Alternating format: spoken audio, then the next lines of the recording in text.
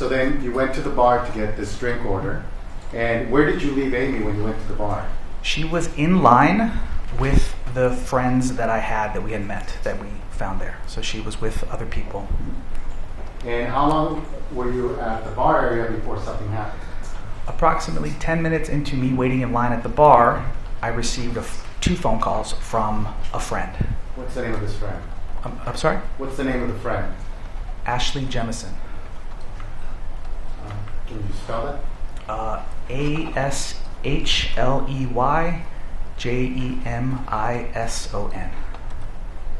Does this person go by other names? She has a stage name as well. What's the stage name? Her stage name is Aubrey Kate.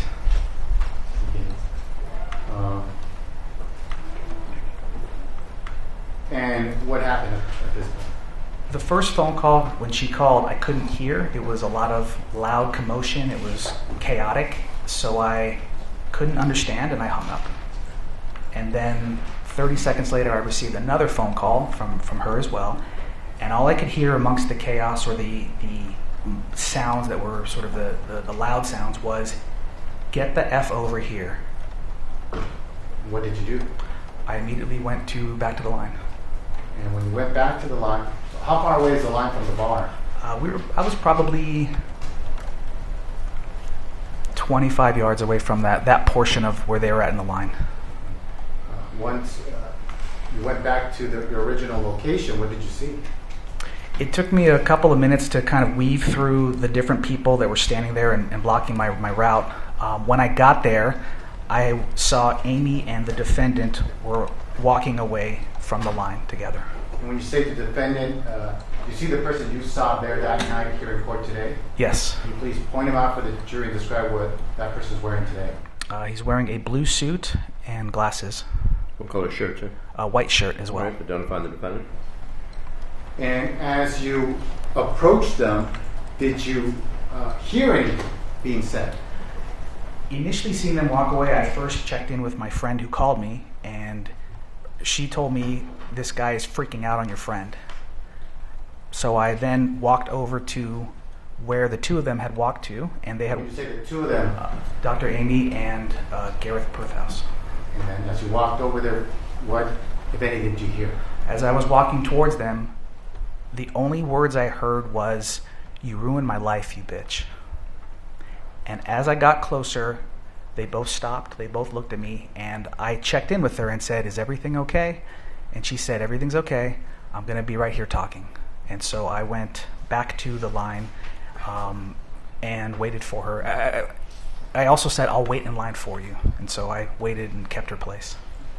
Now let's go back to the statement that what was the statement again? "You ruined my life, you bitch." Looking here at people's photograph C of this exhibit, do you recognize who's shown there? Yes. And who is that? That's the defendant, Gareth Pursehouse. Is that the way he looked at the Xbiz Awards show on January 16th? Yes, I remember the red shirt and the jeans. Yeah. And so how would you describe, were you able to see his face when he said, "You ruined my life, bitch"? They were profiled, so they were looking at each other as I was walking up, so that they did not see me as that. I heard that. Were you able to see what his demeanor was when he said, "You ruined my life, bitch"? It was hostile and angry and elevated, and then when they both made eye contact that I was walking over, they both put it back together. He calmed himself down very quickly in that moment. And then what happened? After I checked in and she shared that she was going to be there and talking, I went back to the red carpet and waited for about 45 minutes until I got closer to the entrance of the red carpet. And in the meantime, I was checking over at the 2 of them talking periodically, every minute or 2 minutes. Why were you doing that? I was concerned. What were you concerned for? The angry, hostile statement, "If someone calls your friend a bitch," that was alarming to me. That raised a red flag for myself, and I wanted to make sure she was okay. So you kept a view of her? Yes, she was in the line of sight the entire time I was in the line. About how far away was she from you? 30 to 35 yards. And did you see anything happen during that time when you're watching her from that distance? Obviously, I could not hear anything else because I'm so far away, but I could observe nonverbal movements for both of them. I noticed she had her hands clasped together in her lap. Her two hands. Her two hands were clasped together, and she was seated in a way that was kind of leaning into the conversation. So she was, in my opinion, non-threatening and trying to just looked calm. The defendant, Gareth Pursehouse, had much more animated movements with the hands. So there was times where the hands went on the head, times when the hands covered the face and then were in his lap, bending forward into his lap. And there was just more movement to reinforce whatever was being said. And if the record could just reflect that the witness was placing his hands in front of his face, a couple inches up in front of his face, first above his head, then in front of his face, and then lean forward. All right, thank you. And what happened after that? A bell went off to signify that the show was starting. So it's like a 5-minute or a 10-minute warning for people. What time was the show supposed to start? It's supposed to start, I think, at 8 o'clock, but they ran late, so it was probably closer to 9. And what did you do once the bell rang? Once the bell rang and I was very close to the red carpet, I just made the decision to walk over there and intervene and let her know, hey, the red carpet's about to close. This is your last chance. So I did walk up to them, and I interjected and said, the red carpet is about to close. Do you want to come do your pictures? I've been waiting in line this whole time. And she said, yeah, just give me a second. And then I moved away to give them their space, and went back to the line, and then she came over about 2 minutes later. And before she came over 2 minutes later, approximately how long had she been talking to the defendant before that? About 45 minutes. And how would you describe her demeanor once she left the defendant and met up with you? Totally changed. What does that mean? She went from initially coming into the show excited, talkative, enthusiastic, full of energy, as we all typically know her if you're in her life. And when she walked up to me, she was almost like a ghost. She was very stoic. I keep thinking back to the word that felt right, and it felt like she was on autopilot. She was just coasting and moving through the motions of walking and taking pictures and talking, but... Objection narration at this point, Your Honor. All right, that'll stand. Counsel, your next question. Yes. Was she able to take pictures on the red carpet? She did, yes. Looking here at people's photograph D, you recognize what's shown here? Yes. What is that? That is Dr. Amie on the red carpet. And it appears that she's smiling in the photograph. Is that correct? Yes. When she wasn't taking photographs, did she appear happy? No. Why would you say that? It felt fake. It would be like me smiling right now. I don't feel like smiling, but I could if I needed to. And that's what I picked up from her, a fake expression to get through the pictures and the evening. And so after she took pictures at the red carpet, what happened after that? She moved along the red carpet. I also took photos as well of her, and I was kind of with her the entire way. Then we moved to our seats as we had a table that we were going to be sitting at. Looking at photograph E, do you recognize what's shown there? Yes, this is the ballroom at the Marriott where the awards were held. And so would you have a table in this area? Yes, we had 2 seats at the table right in front of the picture. Looking at photograph F, do you recognize what's shown here? Yes. Can you tell us what is shown here? That is myself and Dr. Amie seated together at the table taking a photo. Is this a selfie? Or someone took this for us? It might be a selfie. Yeah, it looks like my arm. And so how would you describe her demeanor at the time now she's at the table?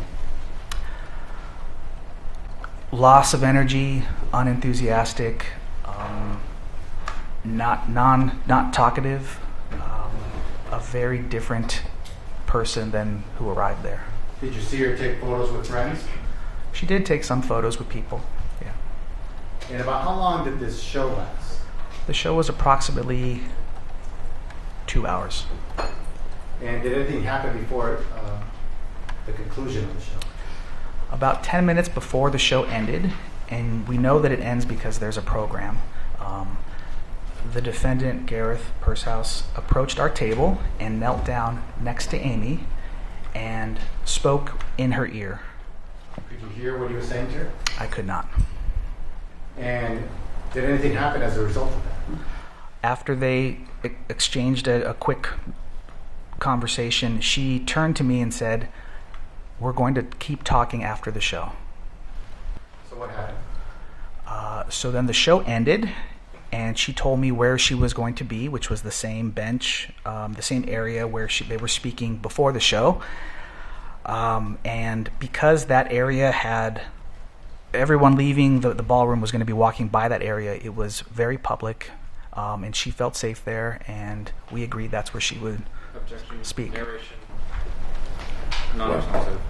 Well, the court will allow, not on that grounds. The court will allow to stand. So were you able to see where they went to go talk? I remained in the ballroom for some time. At some point, were you able to see where they went to go talk? Yes, I did go check on her. And what point was that? Maybe 10 or 15 minutes into the ending of the show. What did you see? I saw them seated at the same bench, continuing their conversation. How would you describe Amie Harwick's demeanor during that conversation? Very similar. I call it therapist mode. She was engaged, and you could see a de-escalation experience of her trying to navigate and calm the situation. Objection, speculation. Well, did you sustain, and unless you heard the conversation? Motion to strike. Well done. Did you hear the conversation? I did not hear any conversation. Okay, so you're basing that on what? Nonverbal observation. I'm going to sustain the objection. Motion to strike. It's stricken. How would you describe the defendant's demeanor when you observed him, what appeared to be talking to Ms. Harwick?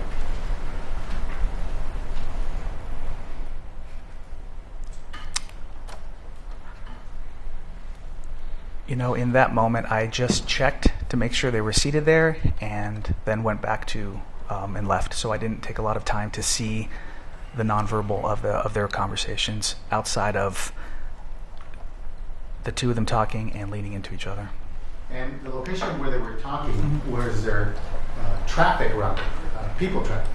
A lot of traffic and a lot of people walking by there. Why would you say that? It was, to leave the ballroom, you'd have to take this corridor to the escalator that would take you downstairs to the lobby area. So everyone had to go through the escalator.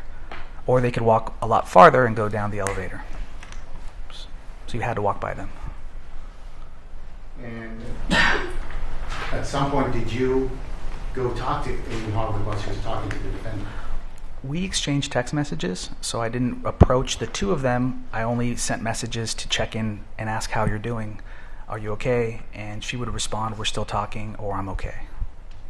And how much time did that go on? Probably about 30 minutes after the show ended. Most people had already left, so I moved out towards the area that they were at.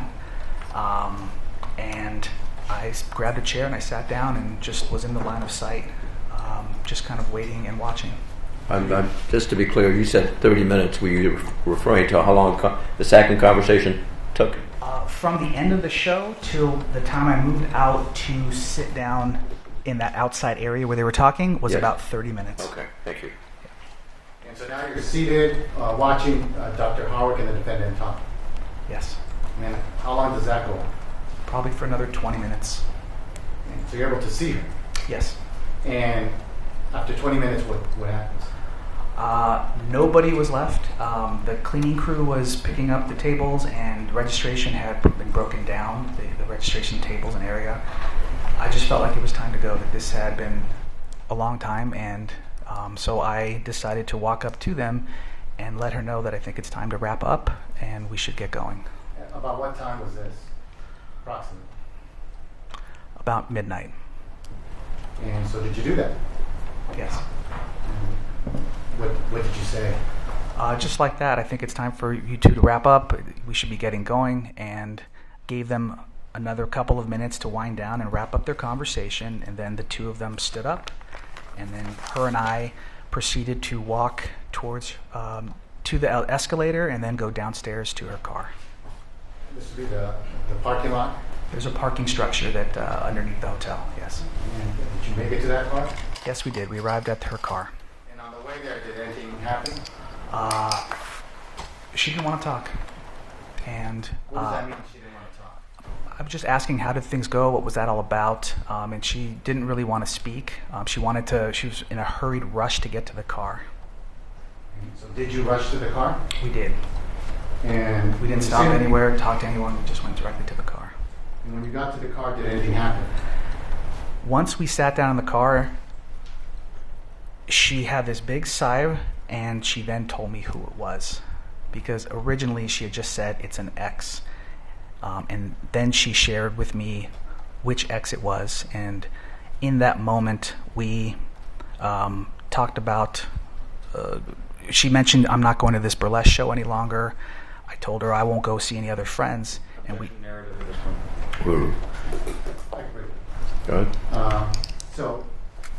Go ahead. It was overruled. Sorry. It was, yeah. Continue. So we decided to go to a diner to talk. And before leaving the parking lot to go to the diner, did anything happen? Did she express anything at that point? She was scared and worried she was going to be followed. How do you know that? She told me. And both her and I both looked in the side mirrors and turned our heads to make sure no one was following us outside of the parking structure. Did she indicate to you who she feared would follow her? Yes. What did she say? Gareth. And where did you go after that? We got on the freeway and we went to a diner in Burbank called Bob's Big Boy. I think a lot of people recognize that. Around what time is this when you get to the Bob's diner, Bob's Big Boy? Approximately 12:30 a.m. While at the diner, does she tell you anything related to her fear that night? She told me the story of the interaction, of what they talked about, and her fear and her being afraid. Can you tell us what she told you in regards to her fear? She told me that she was scared, that she had long felt fear regarding this ex. Yeah. And did she tell you that whether anything from that particular night caused her fear? Because she had shared that they had not spoken for a number of years, this brought up a wave of fear. And a big part... Let me stop you there. Did she indicate to you whether she was going to take any precautions as a result of having this fear? A big part of our conversation was how to protect yourself Can you from... tell the jury what you and her discussed about her protecting herself? We discussed boundaries and a safety plan, and within that safety plan, we discussed having someone reinforce her locks both on her doors and windows. We discussed her getting mace or pepper spray. We discussed her getting a taser, and also the possibility of her purchasing a gun for protection. So she expressed to you that she felt those things were necessary to protect herself? Yes, And protect herself from who? from Gareth Pursehouse. And how long were you at the diner with her talking about this? About 2 hours. We left around 2:30 a.m. How did you feel about her telling you this, that she wants to get a pepper spray, a gun, and all that? Objection relevance? Interesting. How was her demeanor when she's telling you? Her demeanor? Yes. When she's telling you, she's thinking about getting pepper spray, taser gun, a gun. Very different than the Amie I knew. The Amie I knew had a lot of confidence and empowerment and strength, and she was frail and fragile and scared and worried.